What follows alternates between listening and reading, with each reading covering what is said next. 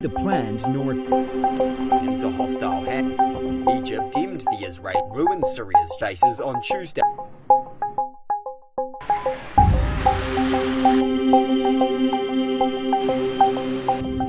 Israel's attacks have smoke plume above is clear.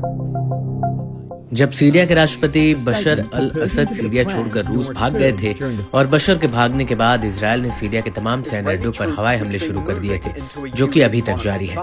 एक report के मुताबिक इजरायल ने सीरिया के 80% सैन्य ढांचे को तबाह कर दिया है।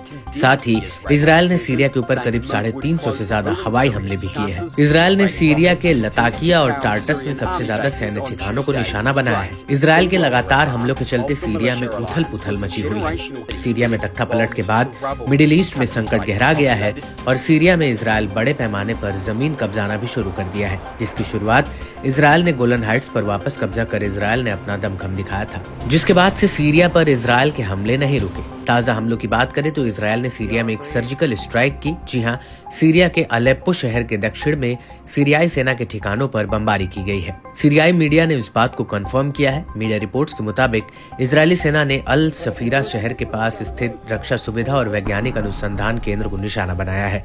ये हमले सीरिया के अंदर इजरायल की ओर से किए जा रहे ताजा हवाई हमलों का हिस्सा है। इसके साथ ही Syrian observatory for human rights ने कहा कि अलेप्पो के दक्षिण में रक्षा कारखानों पर इजरायली हमले के परिणाम स्वरूप कम से कम 7 बड़े विस्फोट सुने गए। हमलों में किसी के हताहत होने की कोई जानकारी नहीं है।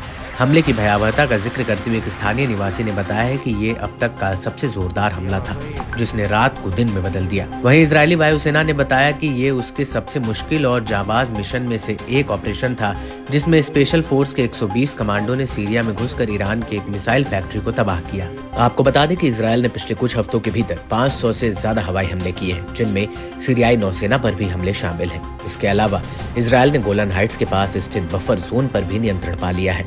वहीं कुछ रिपोर्ट्स में ये भी दावा किया गया कि इजरायली सेना को दमिश्क से केवल 20 किलोमीटर की दूरी पर देखा गया है। इन हमलों से हिजबुल्लाह और सीरिया के समर्थक गुटों को भी भारी नुकसान हुआ है। इजरायल के लगातार हमलों के चलते सीरिया में संघर्ष और कठिन हो गया है।